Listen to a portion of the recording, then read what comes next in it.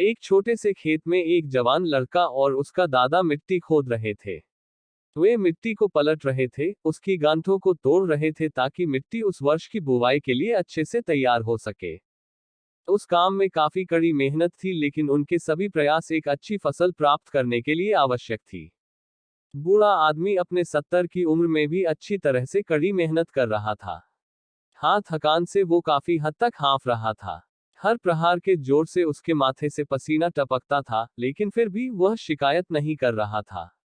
उसका पोता, जो महज 17 साल का था, तंदुरुस्त और ताकतवर, वह मिट्टी को पलटने और गांठों को तोड़ने में लगती मेहनत और ताकत के लिए कोसता, फिर वहां खड़े होकर वह हाँफता और थोड़ी देर के रुक जाता।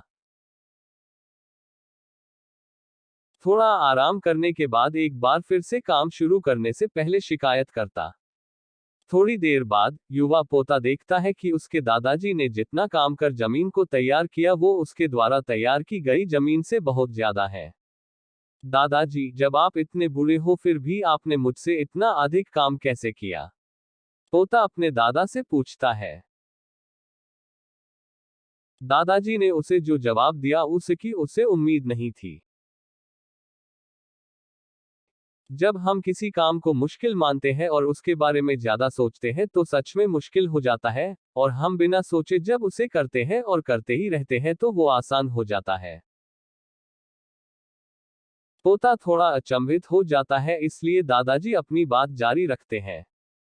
जब हम अपना समय ये सोचने में बिताते हैं कि कोई काम कितना कठिन है और अभी कितना सारा बाकी है, तब हमारा मन बहाने बनाने लगता है।